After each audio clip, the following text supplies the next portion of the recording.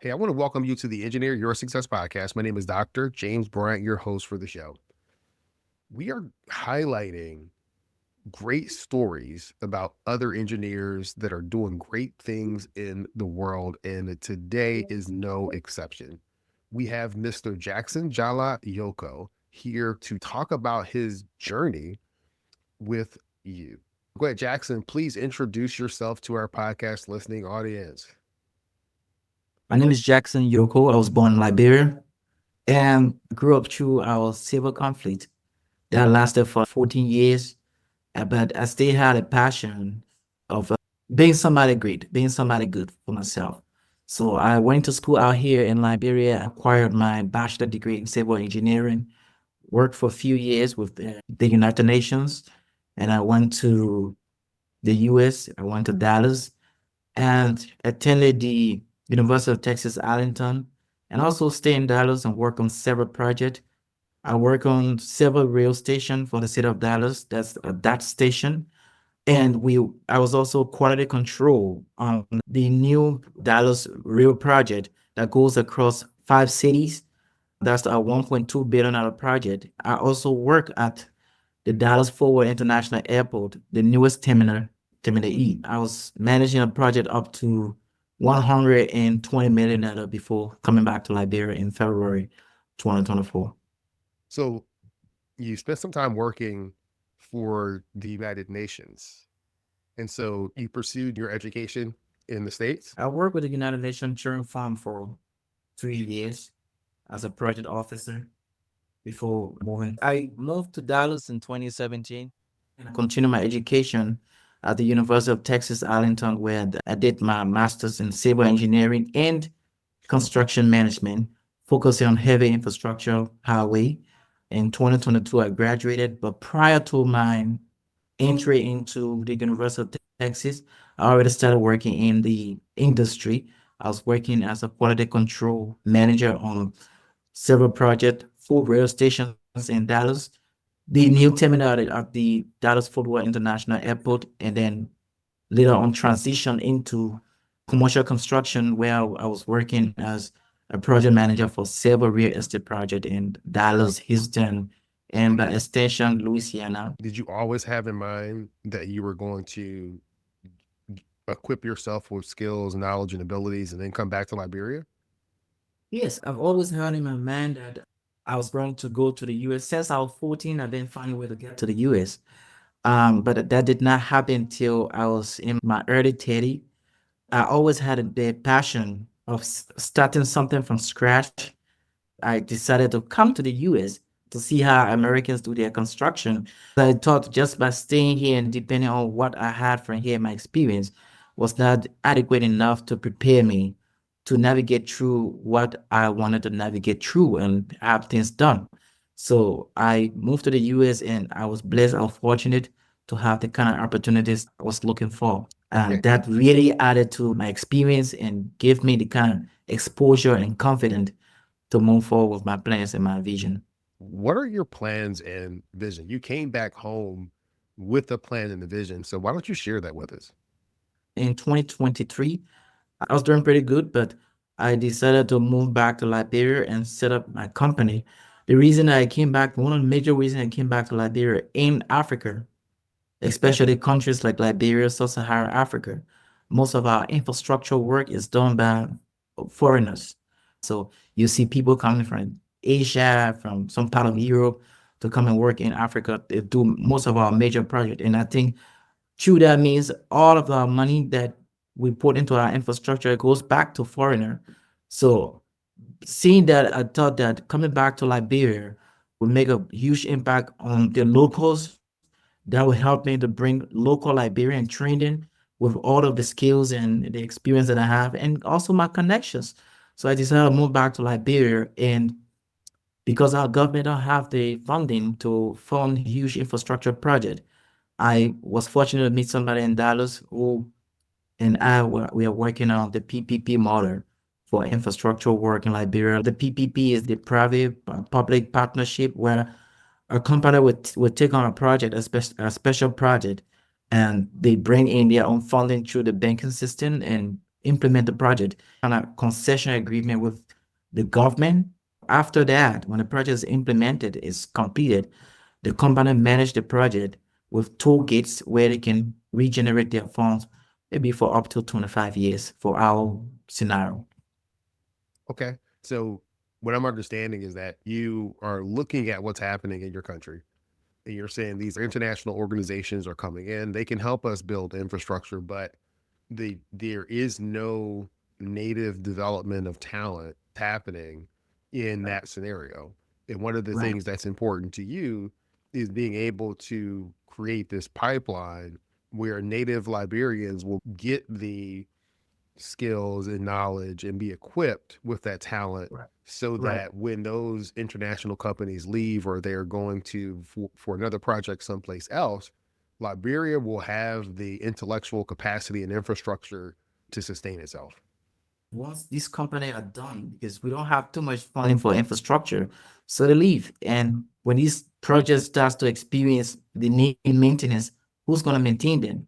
So one way to make our infrastructure very sustainable is to have native Liberian involved with the construction, and afterward they can also stay back to maintain it. And also the maintenance cost is going to be very low because you're using locals. I applaud you for having your big dream, right? You're looking at what the state of the infrastructure is. You could have Thank you. easily Thank you, stayed in James. Dallas. You could have Right. easily stayed in the States, continue to make money and continue to just have a great existence or great life. But for you, it's important to make sure you're making that investment back home. So if there's someone listening and they're thinking about making a similar choice, what are some pieces of advice that you would have for them? One thing I want to say is it's kind of very challenging. You know, one of the major thing that you're gonna experience is acceptance. Once you stay away from Africa for some time, when you get back, your level of thinking and the way that people think here is a little bit different. So trying to navigate through that would be a little bit challenging. Also, for my scenario, I have to leave my job, and I don't come from a wealthy family. I come from a very poor country, but I have to leave my job in Dallas and come start from scratch. So you have to get prepared that if you want to do this, because it's gonna take some time. If you find an investor who's waiting to put their money on the line, it's gonna take some time to get money from the bank, and it's gonna take some time to get local approval from the government because it has to go through legislation. So there's a lot of challenges that you have to be willing to accept and mitigate. Okay. So Yeah. what would you say is some qualities that you've exhibited or that you see that allows you to be able to navigate these challenges? Because you're in the middle of navigating these challenges right now.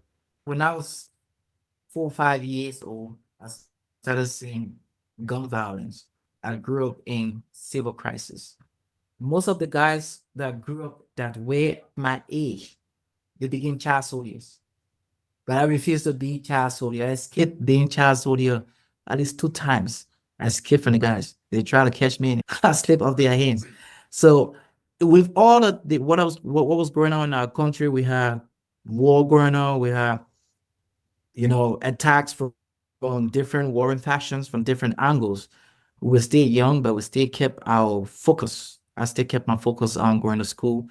Been blessed to be one of those from that generation to be educated not just in Liberia but in the US as well. When I came to America, it was very challenging. How do I go to an American school that are very expensive? But I work hard, I pay my own fees, and I don't owe a cent. So that courage, that passion to make things happen is still with me. So I don't look at challenges. I know there will always be challenges, and I don't sit in my comfort zone trying to be great. So yeah, that's why I came. Before coming here, there are a lot of other Liberians that told me, "No, don't go back to Liberia. It's not good out there." But I said, "No, that's my hometown. That's where we come from. If we have to change it, then it has to be us making the change." So Yeah. yeah, that's why I'm here.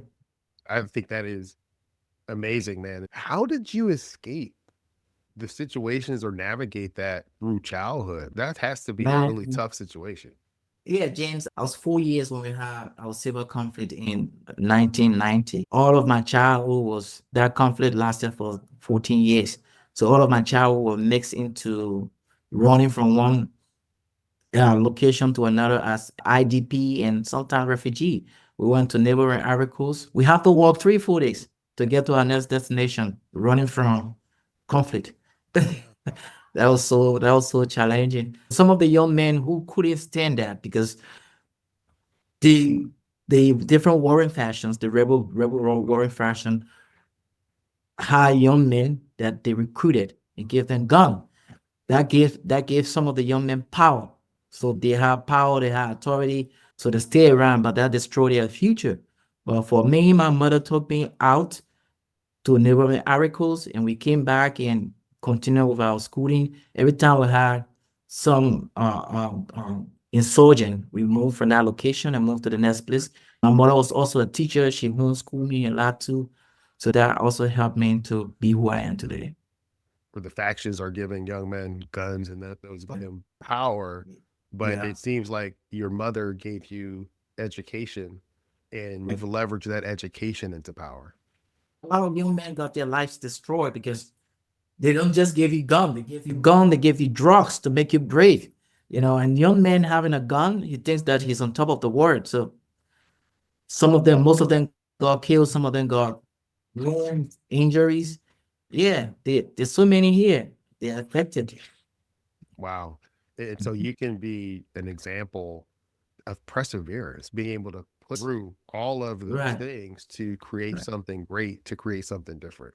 When all of this come to fruition, my project come to reality, Yeah. that'll be some of my greatest passion to share with the other guys that I know who kind of mess up their lives because they were you can't blame them because kids they were cheering and they were giving arms to go and fight for people that they don't know. But I was blessed to have my mother directing my path. That's absolutely phenomenal. So is there anything else that you would like to share with our audience? Africa is open for business. Many countries in Africa are looking for the kind of expertise we have in the US. And when you come to Africa, you just gotta be open and look for the best kind of opportunity to invest into. And for example, our country here, Liberia, we have 43,000 square miles of main area, but we have not even occupied up to 10%. We have so much space for farming and some people who want to invest into the futurist industry. We don't have typical Black African or maybe Black American that have a future industry in Liberia. But we have our coastline is 300 miles of coastline. That's how long our country is along the coast. So that's some area you could invest in and create a kind of supply chain where you're gonna supply African Americans in America or seafood just from here and like there. So Africa What is I enjoy, open. yeah, Yeah. what I really find interested about kind of scenarios that you're setting out, it's not, hey, come here, buy property, or come here and have a vacation spot. No, come No. here, set up a business. Let's set up a supply chain that goes back to the point you were making before. You want to be able to build up the local Right. economy, build up the local workforce. Because that's the only way we're gonna move forward. Most of our jobs here, especially in the engineering sector, is done by foreign experts. And our future industry is run by foreign experts. So if we can have Africans, African Americans investing their time and money into this, now you also gonna have place to have vacation, not just job now. You gonna have a second home. You can always come back to Liberia. It's not very expensive to build a home here, like comparing to the US. If I if I had 200,000, I would have something very massive. So you see, and you can put your home on the coastline. You Yeah. see what I'm saying? Yeah. A lot of opportunities, a lot of opportunities. Okay. Yes. So, what I'm going to do now is something that I've been recently doing. We're going to shift perspectives, and I'm going to give you the quote unquote microphone as the interviewer, and I'm going to become the interviewee. You can ask me any question that you want. Right. Just it's nice being here with you again. What motivated you to establish engineering of success? I would say for me, it was looking at the things that I went through in my own life in designing and living a life where I could win at work and at home. And as I talked to friends or other people would observe what I was doing, they would say, "Hey, you have something good going on there. You're building something great with your family. I like the way that you approach life and work. You may need to do something with that." After this was happening year after year, I said, okay, I'll listen and see if there's some merit to that. And then started to launch Engineer Your Success, both the podcast and the company, to help engineering professionals and leaders design and live a life where they can win at work and at home. So how does my story help your business, your podcast to move out there and motivate people? That's another great question. So, Jackson, I think your story is one of overcoming adversity and not allowing the circumstances that are presented to you to determine your outcome in your future. And what you're doing in building the company that you're building back home in Liberia with your passion for building up the workforce, I think that's something that can resonate with a lot of people. They could be going back to their neighborhood or going back to their hometown to build Right. something great. Or they could be going back to an old ideal that they had that now has been resurrected or resuscitated that they want to do. And so it's this whole story of perseverance. Do not fear going back to build something great. Right. Yeah, I think go. Thank you for your responses. No, I appreciate you, Jackson. And I'm going to end this podcast episode like I end every podcast episode, and that's this. Many people know what to do, fewer people know how to do it. And there's a select number of people that actually follow through, do it, and are building something great. Jackson, I want to thank you for being part of that select few. Thank you, Dr. Bryant. It's my pleasure being here with you.